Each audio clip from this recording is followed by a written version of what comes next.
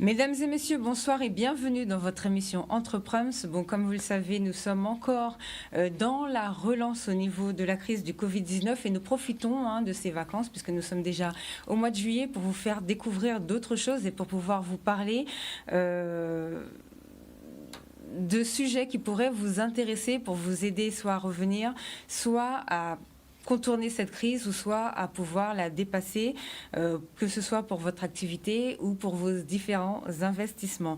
Et justement, aujourd'hui, on reçoit Madame Marie Tacita, donc qui a un centre de médiation judiciaire. Et un centre de médiation judiciaire, vous allez voir que c'est un sujet qui va vous intéresser puisqu'elle parle de l'immobilier, de l'expertise, de la succession. Elle va vous expliquer ce qu'elle fait. Et c'est très important, surtout pour nous, au niveau, nous ici en Guadeloupe, au niveau de nos habitants, puisque justement cette dame traite beaucoup de sujets sur tout ce qui est la propriété, les terrains que nous avons en Guadeloupe. On sait qu'on a beaucoup, par exemple, de maisons qui soient abandonnées ou que les enfants, par rapport à tout ce qui est problème d'héritage, vous allez nous expliquer ça mieux que moi.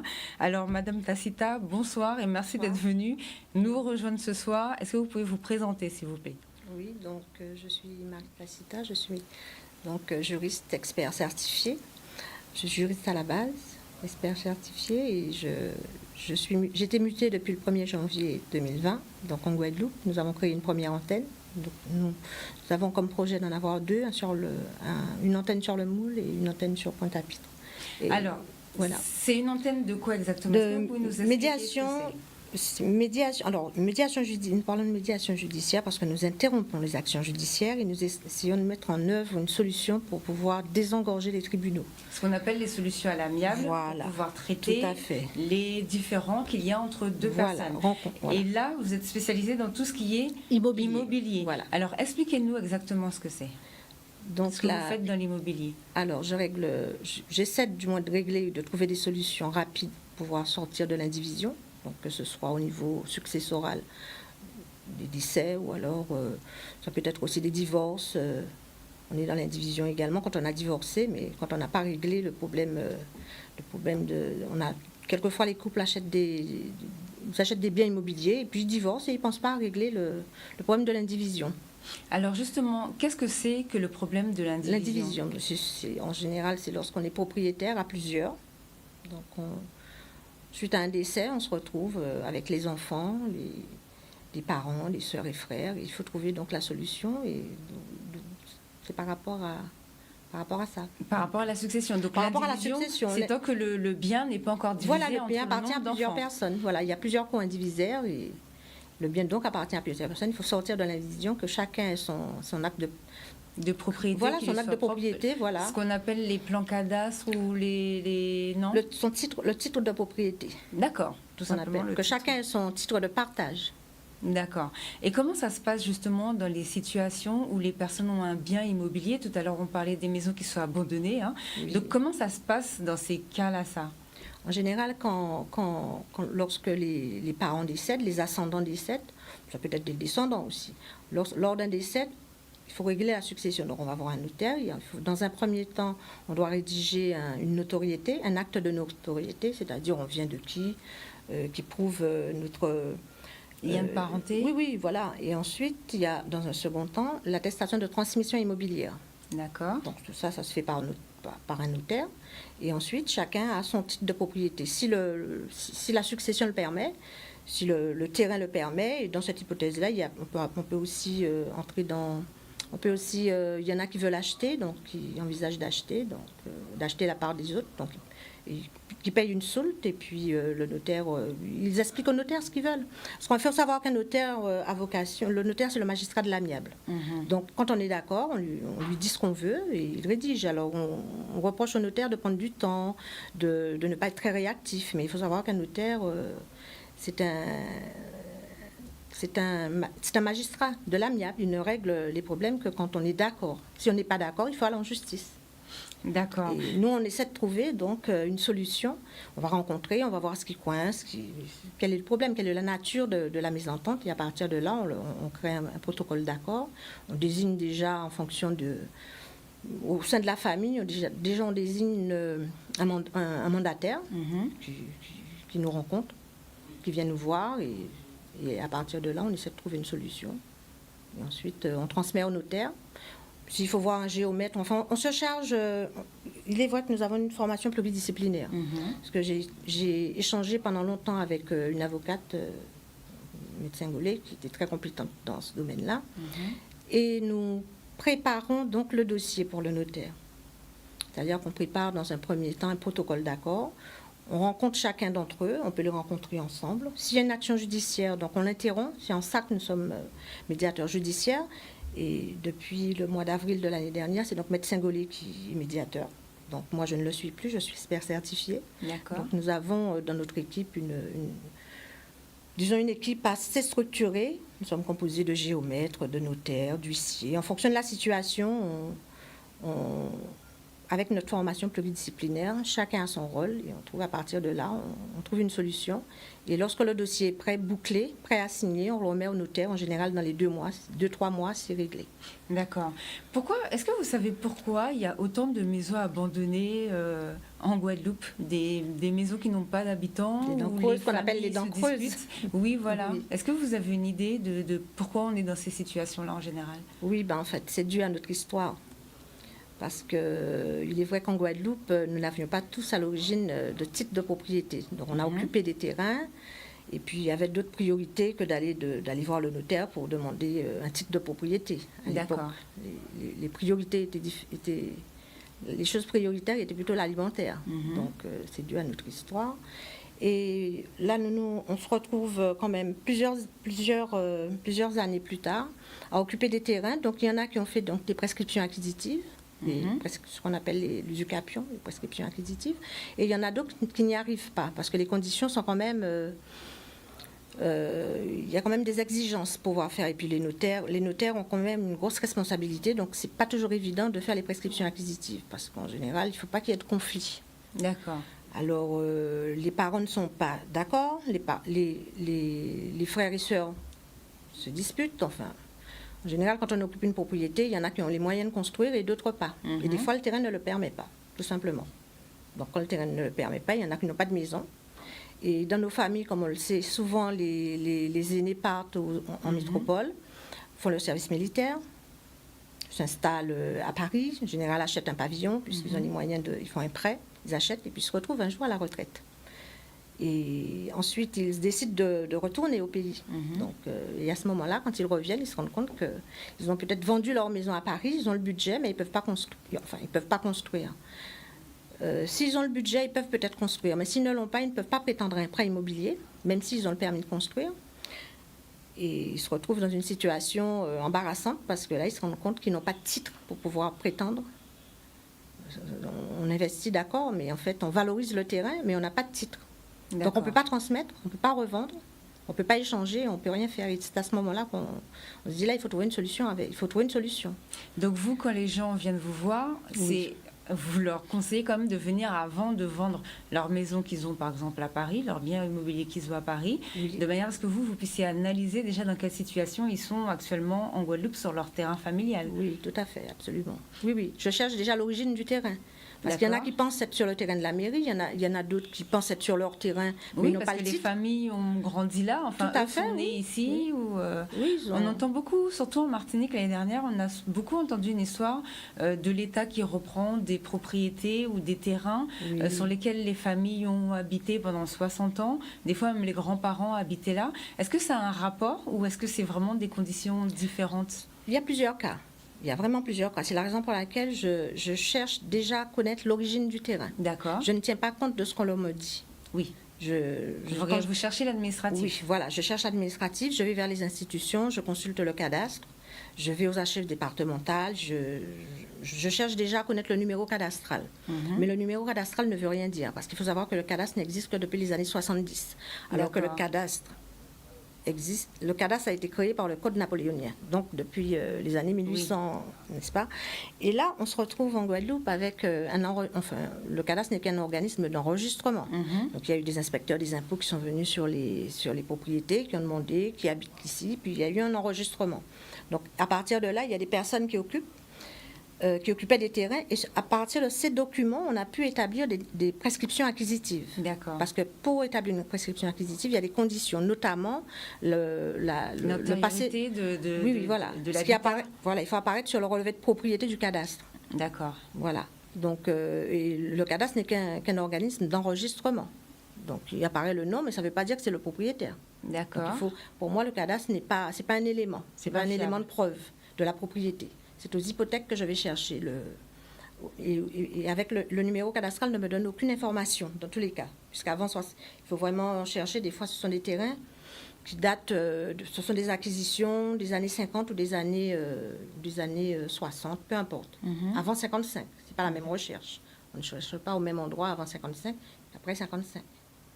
Donc, je cherche l'origine du terrain et lorsque j'ai le titre de propriété, on a eu souvent des surprises. On a même eu des prescriptions acquisitives qui étaient presque, avec un délai qui était presque passé au niveau de l'enregistrement, parce qu'il faut savoir que quand on fait les prescriptions acquisitives, c'est 30 ans. D'accord. Si l'enregistrement a été fait il y a plus de 30 ans, c'est fini. La publication, si le notaire a publié l'acquisition à partir de la prescription acquisitive, c'est fini. D'accord. Et avant 30 ans. Donc, avant 30 ans, personnellement, je ne suis pas pour faire les prescriptions. Je cherche plutôt l'origine, voilà, l'origine, parce qu'après, ça me complique le travail. Je cherche l'origine de propriété, et à partir de là, quand j'ai le titre, je peux interrompre. Il faut savoir que les prescriptions acquisitives peuvent s'interrompre lorsqu'on a trouvé le titre de propriété. Parce que le titre de propriété a une valeur supérieure à la prescription acquisitive. D'accord. Et comment ça se passe dans ces cas-là? Si dans par ces exemple, cas-là, vous retrouvez... là, je prépare le dossier, je le remets à l'avocat qui mène, enfin, je dirais qu'il y a c'est compliqué d'annoncer à quelqu'un le terrain sur lequel vous vivez depuis 30 ans, c'est pas votre terrain. Il y a une hypothèque, voilà, qu'il y a une inscription judiciaire et que le terrain ne peut être vendu ni transmis. Et comment ça se passe dans ce cas-là? Est-ce que vous savez... Nous engageons une procédure judiciaire avec le juge, donc là, c'est judiciaire. Alors, quand on parle de médiation judiciaire, à ce moment-là, en général, j'ai interrompu la prescription, j'ai interrompu le judiciaire, j'ai interrompu l'action judiciaire. Mais je peux aussi engager l'action judiciaire à partir de là, puisqu'il faut solliciter un juge. Seul un juge est compétent. Donc pour dire soit si la personne récupère son terrain, voilà. Ou bien si vous pouvez rester dessus. Oui, voilà, si c'est plus de 30 ans. Bon, en général, on se rend compte, on voit que ça fait moins de 30 ans, les conditions objectives et subjectives sont réunies. Et là, on est très à l'aise, on monte le dossier, on remet à l'avocat. Et à partir de là, l'avocat aussi peut porter son apport. En général, on prend un avocat qui a quand même l'habitude de faire ce genre de... N'importe quel avocat peut le faire, hein, mais enfin bon.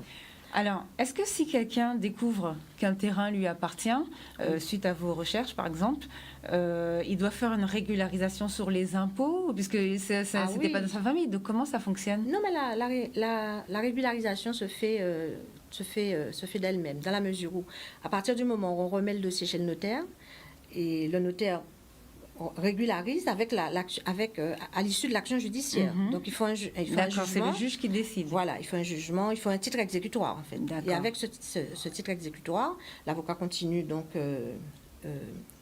son action.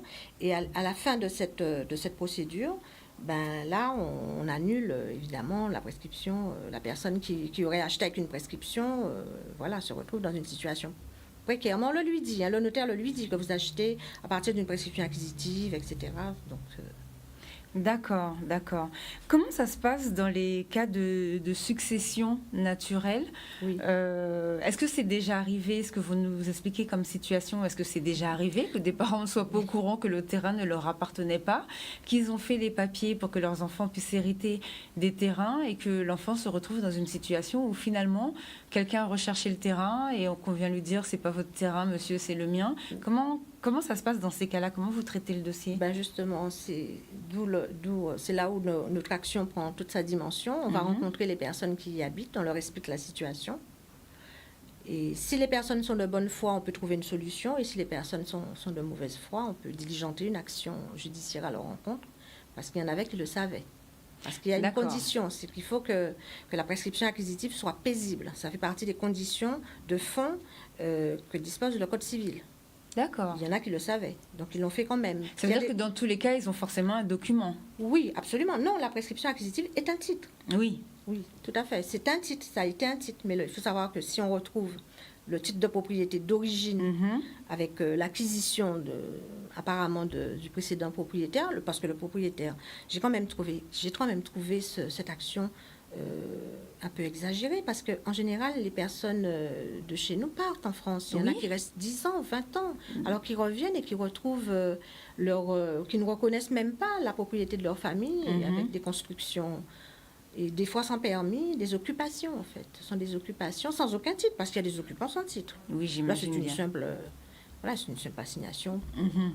Et pour qu'on puisse récupérer le temps. Oui, oui. Alors justement une question, quelqu'un qui a construit une magnifique maison sur ma propriété, parce qu'on dit que le terrain, je crois, appartient au propriétaire et que le bien au-dessus n'appartient pas forcément au propriétaire. Non, il on me parle semble. d'accessoires sur le principal.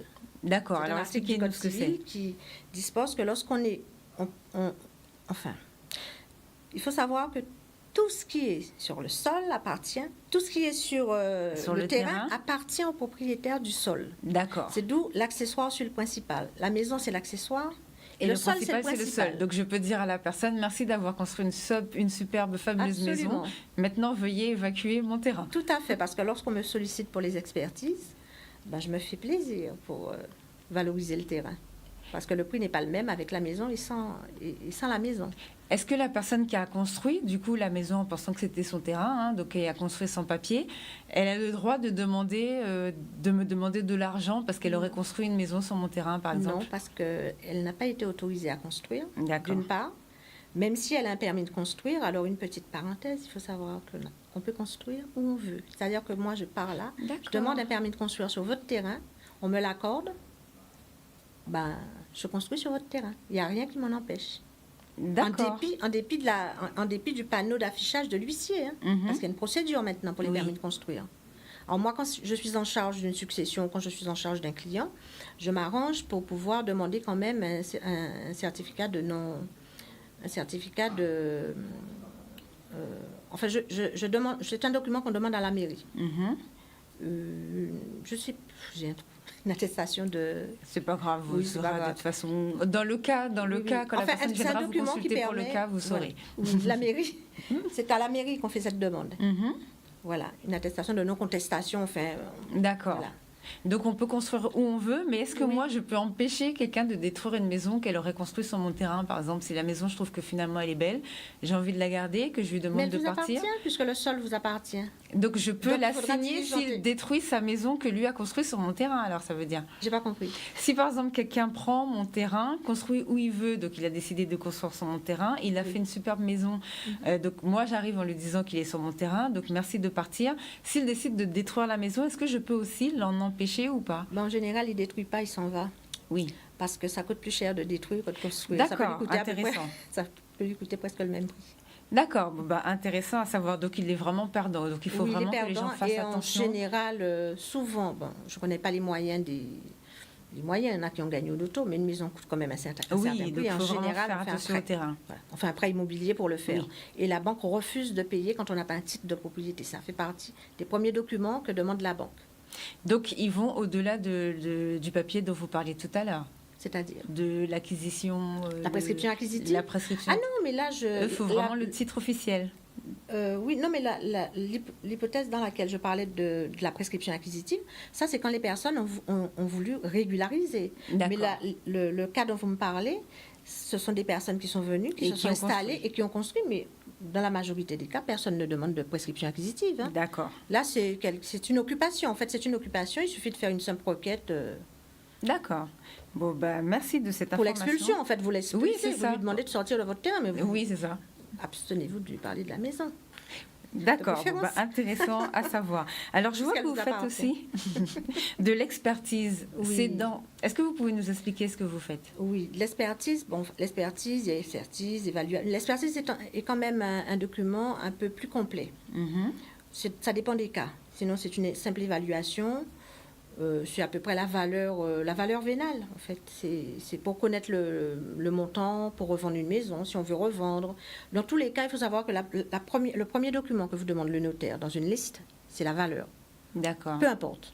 Que vous voulez faire une donation, une vente, peu importe, il faut connaître la valeur. la valeur du bien en fait. C'est la personne qui évalue elle-même la valeur de son bien? Ah non, il faut y un a des professionnel. experts pour ça? Il faut un professionnel D'accord. de préférence certifié. Parce qu'on sait que l'immobilier, ça prend quand même de la valeur. En général, ça monte avec Toujours, l'inflation. toujours, L'inflation. toujours. Donc, d'accord. Donc, vous avez cette expertise-là pour faire... Oui. Oui, c'est-à-dire que je suis certifiée. Parce que D'accord. bon, quand j'ai commencé à travailler, j'avais 17 ans. Alors, j'ai commencé à faire les évaluations pour mon patron. Je travaillais classique avec EGI. J'ai commencé à faire des évaluations pour mon patron, j'avais 18 ans. D'accord. Donc, j'ai fait toute ma vie. Et là, j'ai 60 ans quasiment. Donc, j'ai quand même une certaine expérience. Je savais quand même faire. Tout le monde peut le faire. Enfin, les professionnels savent le faire. Et je pense qu'il y a des professionnels qui savent peut-être le faire mieux que moi. Mais il a fallu quand même que j'aille prendre... que je continue à faire des études pour pouvoir avoir quand même les compétences requises, notamment la certification. Parce qu'il y a des... Bon, il y a quand même un décret de 2016 qui exige certaines obligations pour pouvoir exercer ce métier. Pour mettre le tampon, il faut un numéro, il faut une assurance. Oui, vous êtes assermenté. Voilà, je peux pas, voilà. D'accord. Pour avoir une idée, qu'est-ce qui fait qu'une maison prend de la valeur? Est-ce que c'est le lieu, la ville, les matières dans lesquelles elles sont faites? Qu'est-ce qui fait qu'une maison vaut plus qu'une autre maison? Oui, tous ces éléments, vous venez de le dire. D'accord. Donc c'est déjà l'emplacement, effectivement la ville. D'accord. Le quartier, parce que je conseille à mes clients très souvent de ne pas hésiter d'acheter très cher, même très cher, surtout le terrain, parce que le terrain en général ne va pas plus loin que le prix du marché. D'acheter du moins dans un lieu prestigieux. D'accord. Parce que le jour de la revente, ça va beaucoup plus vite et c'est plus simple. Et là, ils n'ont pas à perdre. Voilà. D'accord. Peut-être baisser sur l'aménagement. On peut diminuer sur la prestation de la construction, mais acheter dans un lieu prisé, un lieu sécurisé. Une belle vue. Voilà, une belle vue. Voilà. Et en Guadeloupe, c'est pas très difficile. Oui, c'est pas très difficile. Oui. Est-ce qu'on peut avoir une idée de la valeur des terrains en Guadeloupe, peut-être par commune? Est-ce que vous connaissez ça un petit peu? Oui, il y a des communes où c'est vraiment plus cher par rapport à d'autres? Ah oui. Allez-y. Le gosier. Ah ben j'imagine. Ah ben oui. C'est très privé, surtout en ce moment, le gosier. Tout à fait, oui. Donc c'est plus cher que d'autres communes comme par exemple Goyave. Oui, c'est Parce que Goyave, je crois qu'on peut voir, enfin il y a des points où on peut voir et la mer et la montagne. Donc est-ce que ça met plus de valeur ça au met niveau un petit du peu terrain? plus de valeur, tout à fait. Il est sûr que les vues sur mer, bon, il y a quand même l'inconvénient pas de la vue, de la mer, parce que quand on habite au bord de la mer. D'accord, donc ça peut jouer. Ah oui, ça peut jouer parce qu'en fait, il faut adapter l'aménagement en conséquence. En cas de cyclone. Voilà, et les matériaux pour la construction. D'accord. Est-ce qu'il y a des maisons qui sont chères parce qu'elles sont anciennes, par exemple, très anciennes? Oui, il y a des maisons, qui ont une certaine plus de valeur. Et puis, le président des architectes de France fait très attention à conserver, est très pointilleux sur les constructions qui se font, les transformations, parce que ce sont des maisons quand même qui font partie de notre patrimoine et qui sont protégées. Mais qui sont effectivement plus chères. Voilà, parce que qui sont un peu plus chères, mais pas tellement plus. Pas vraiment, pas tellement plus. Ça dépend vraiment du lieu, de la qualité de la construction, de l'année, mais surtout de la qualité de la construction. D'accord. Alors, vous avez dit tout à l'heure que vous allez ouvrir 2 cabinets? Oui, on a un projet de monter une antenne sur le Moule pour faciliter parce que nous nous occupons également de personnes âgées. Enfin, on a une réception, on va les voir, on leur explique, ils viennent nous voir, ils ont quelquefois des problèmes ils peuvent avoir des problèmes pour se déplacer. Donc, on se rapproche un petit peu. On a pensé que le Moule était idéal, voilà. Le Moule et Jarry, on a une antenne de consultation gratuite à Jarry et sur Pointe-à-Pitre. D'accord.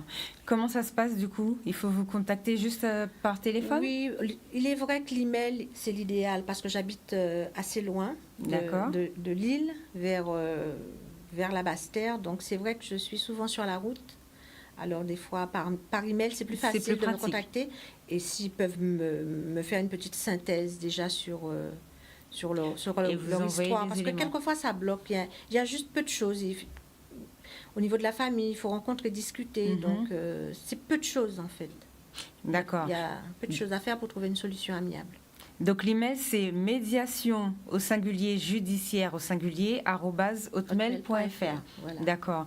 Comment ça se passe dans le cas où, par exemple, quelqu'un a 8 enfants Oui. qui ne sont pas tous d'accord pour vendre, que le terrain n'est pas très grand, que quelqu'un veut construire sa maison, mais qu'il n'a pas encore vu pour diviser avec ses frères et sœurs?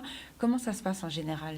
Les gens vous appellent tout de suite ou... C'est-à-dire ils viennent me voir, mais quelquefois, ils n'ont pas les moyens de trouver de solution.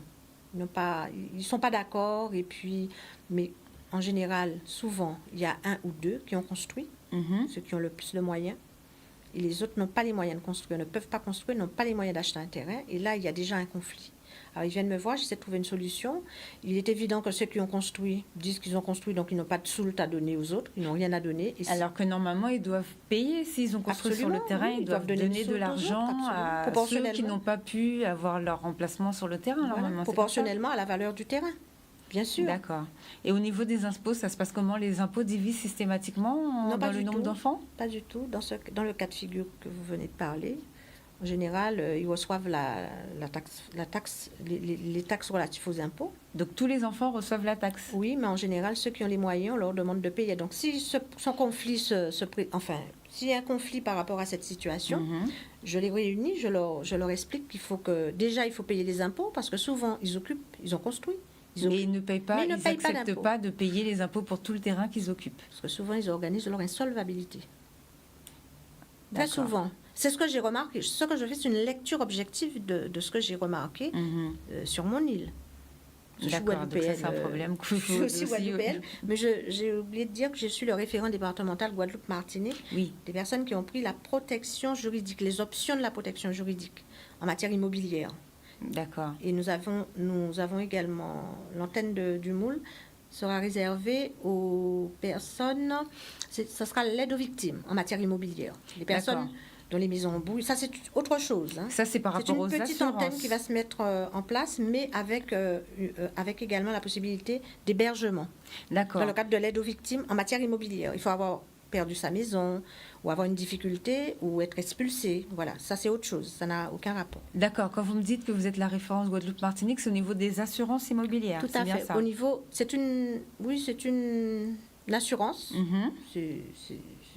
Tout le monde connaît la protection juridique. Je pense que tout le monde l'a plus ou moins avec et dans cette assurance 1 ou 2 euros par mois. Voilà, et il y a des personnes qui louent. Donc, qui ont des locations, qui font de la location. Alors, on leur demande, vous êtes propriétaire, oui, vous louez où, donnez-nous votre adresse, etc. Et à ce moment-là, ils payent une petite somme en plus. Et ils ont une couverture dans l'hypothèse où ils se retrouvent dans un impayé locatif. Voilà, ce qui peut arriver. Il y a des accidents de la vie, il y a des locataires de bonne foi et de mauvaise foi. Il y en a de mauvaise foi qui vont me voir, ils ne vont pas être contents parce qu'ils vont être expulsés bientôt. Ça, c'est sûr. Aussi. Mais bon, ce n'est pas de ma faute, hein, c'est un processus, hein, c'est l'huissier, c'est une équipe qui expulse. Il y a l'avocat, il y a l'huissier, je passe toute seule. Hein, voilà. Oui, vous essayez de faire méchante, mieux, vous essayez de rétablir. Oui, je les consulte, la on leur demande. Pour les personnes qui appartiennent le bien de toute façon. Voilà, tout à fait, parce qu'il y en a qui sont de mauvaise foi, il y en a, ils ont un impayé locatif long comme ça, et puis ils chipotent parce qu'on n'a pas comptabilisé des sommes qu'ils ont versées alors qu'ils doivent 25 000 euros.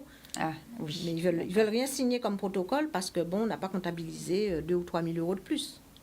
Donc on les rappelle, on leur demande, on va régulariser quand même. Mais toujours dans la médiation. Absolument. Donc, tant qu'ils sont avec vous, c'est là qu'au lieu de rouspéter, ils devraient justement être contents, parce que ça veut dire qu'ils sont encore dans le processus à l'amiable. Oui, mais ça, ils ne le voient pas comme ça. Hein. Tant que l'huissier n'est pas arrivé, pour eux, un médiateur, c'est pas important, ça n'a aucune importance. Alors qu'on leur offre une solution. C'est très important, parce que c'est exactement... on leur offre une solution à l'amiable. Ils ne sont pas encore dans le processus judiciaire.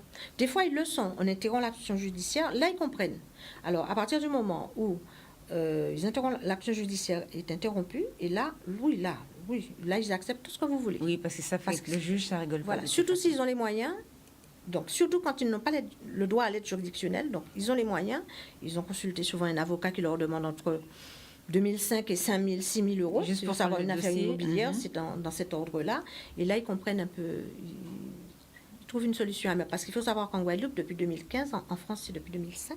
En Guadeloupe, depuis 2015, on enregistre. Le juge demande ce qui a été mis en place comme médiation ou comme conciliation. D'accord. Et le juge peut aussi envoyer en conciliation. D'accord. Voilà, vaut mieux un mauvais arrangement qu'un bon procès, hein, c'est connu. Et Oui. puis les tribunaux sont engorgés, il y a des affaires sérieuses aux tribunaux. Alors franchement, celui qui chipote pour 2 000 à 3 000 euros, qu'on n'a pas comptabilisé dans une dette de 30 000 euros, vraiment, vaut mieux faire un effort pour trouver. Donc je prends sur moi pour faire un effort et trouver une solution. D'accord. Est-ce que c'est difficile quand même en Guadeloupe? Non. Ça Non, va? non. Les Oui, gens sont parce que- compréhensibles, ils oui. essayent de régler la situation Oui, réellement. parce que les gens sont souvent, ils sont de bonne foi, et ce sont des malentendus ou des détails qui font que ça coince. D'accord. Mais quelquefois, très souvent, ils sont de bonne foi.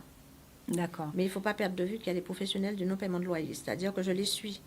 Mais il semblerait, je vais poser la question à un collègue, il semblerait que maintenant, on aurait autorisé la possibilité pour les agents immobiliers de tenir un fichier, parce que ça avait été interdit par le Conseil constitutionnel. Donc il semblerait que là, la loi aurait bougé pour ça. J'espère bien, parce qu'il y a des professionnels. J'en ai un là. Hein. Ça fait 2 fois. D'accord. J'ai 2 dossiers d'impayés locatifs, la même personne, le même nom. D'accord. Bon, après, Et c'est ce sont vrai que des c'est gens pas qui évident présentent pour les bien. propriétaires. Et c'est vrai que les gens, des fois, ils ont des difficultés. Donc, si vous avez des difficultés, n'hésitez pas à vous faire aider. Parce que c'est vrai que le propriétaire aussi, lui, il compte sur ce revenu pour payer son crédit, pour payer ses huissiers ou pour payer son terrain aussi, quelquefois. Oui, parce que Donc, c'est vrai que c'est pas évident. Oui, le propriétaire, il n'est pas riche, il n'a pas gagné au loto, Oui, il a c'est ça. travaillé. Et Et à sinon, partir c'est une succession que lui-même, il doit payer des impôts de ses parents dessus. Voilà, Donc, ouais. tout à fait. Parce que là, quand je vois la situation de certains propriétaires, il y a un qui a perdu son travail, il a perdu sa maison, on a saisi sa maison, on l'a vendue aux enchères, et il s'est retrouvé au RSA avec un locataire qui le narguait parce qu'il était en mitoyenneté avec lui. Effectivement. Mais ça, c'est dramatique. Oui. Ça peut se terminer à la cour d'assises. Oui, puisqu'on a déjà eu des cas en Guadeloupe Voilà. où ça s'est très mal fini, Et des histoires de à cause de la lenteur des copropriété. tribunaux, il peut se retrouver à la cour d'assises. Mais quand je parle de lenteur des tribunaux, le fait de trouver une médiation, une solution amiable, ça permettrait à beaucoup de justiciables de trouver une solution vite. Et ça, voilà. Si on désengorge les tribunaux, ben, ça arrange tout le monde. Hein. C'est pas la justice n'est pas lente. La justice de la Guadeloupe est très réactive. Hein. J'étais fort étonnée. Mais il y a tellement de dossiers quelquefois. Donc, il y a un travail colossal à faire, à préparer. Ils n'ont pas forcément les moyens. Donc, si on peut trouver une solution à l'amiable, surtout quand ils sont de mauvaise foi. Oui, de tout temps. Bah oui. Alors, qu'est-ce que vous conseillez aux gens qui voudraient revenir justement, surtout en ce moment en crise de coronavirus, on a vu dans les reportages partout à la télé où tous les Français commencent à retourner acheter des appartements, enfin des maisons avec piscine Avec ou terrain et- voilà, dans les campagnes. Oui. Donc nous, les Ah, Antillais vont bientôt revenir aussi pour occuper leur maison et commencer à s'occuper un petit peu de ce qui se passe chez eux. Donc qu'est-ce que vous leur conseillez? Prendre contact avec vous déjà? Oui, déjà. Avant de vendre? Pour retourner avant la retraite, bien avant la retraite, parce qu'il faut savoir qu'on a une diminution de revenus quand on est à la retraite. On n'est pas. Effectivement. Avec quelques petits crédits qui traînent, voilà. Et là, on se retrouve avec une capacité d'endettement de 0. Ils ne peuvent plus construire. Donc, c'est vrai qu'il faut. Il est vrai que mes clients ou mes adhérents, je dirais, puisque moi, je suis salariée de service médiation. Du service médiation d'une assurance. Hein. Je suis partie d'un centre de médiation et je suis salariée. Donc, je ne fais pas partie de l'assurance parce qu'il faut être indépendant pour pouvoir trouver la solution aussi et au niveau de la justice. Mais l'assurance nous mandate pour pouvoir mettre en place. Voilà, parce qu'ils ont un peu comme un expert dans un tribunal. Voilà, c'est la raison pour laquelle c'est gratuit. Parce que ce sont des adhérents. Il faut être dans un dispositif, en fait. Mais c'est pas très difficile, tout le monde l'a en général. Oui, ça pose aucun c'est problème. ce qui est proposé aux assurances classiques. Tout à fait. En revanche, il y a une précision que j'aimerais vraiment porter parce que je me suis rendu compte de ça en Guadeloupe. Quand vous n'êtes pas propriétaire quand vous n'avez pas de titre de propriété, sachez que vous pouvez, si vous allez en justice et vous avez un locataire qui ne vous paye pas le loyer, vous pouvez perdre votre maison tout simplement parce que vous n'avez pas de titre de propriété. Sachez que l'huissier ne se déplacera pas. S'il vous demande votre titre de propriété, vous n'êtes pas en mesure de le lui donner. Il ne va même pas se déplacer. En gros, vous n'avez pas le droit d'avoir un locataire, normalement, ça veut dire. Vous pouvez perdre votre maison. Parce que j'ai un cas là que je traite actuellement. Et elle a eu beaucoup de chance que ce soit moi qui suis de l'autre côté parce que vraiment... j'ai croisé les doigts parce que je me suis dit si jamais son avocat lui demande son intérêt à agir et qu'elle ne l'a pas, ça ne va pas plus loin. Et du coup, qu'est-ce que vous avez fait? Vous avez L'intérêt à rapidement... Non, c'est-à-dire que moi, je m'occupais du bailleur qui n'avait pas de titre de propriété. C'est un cas dont je m'occupe actuellement là. Il n'avait pas de titre de propriété. J'ai fait une démarche pour elle aux impôts. J'ai voulu faire une rétroactivité sur les 3 dernières années. C'est un endroit qu'elle occupe. Il y en a beaucoup qui occupent des biens, des sols dont ils ne sont pas propriétaires à Saint-François. Mais il y en a énormément. Au Gosier. Ils ne connaissent pas le propriétaire. Des fois, le propriétaire leur fait une promesse de vente et il décède. Les co-indivisaires ne savent même pas qu'ils ont un terrain.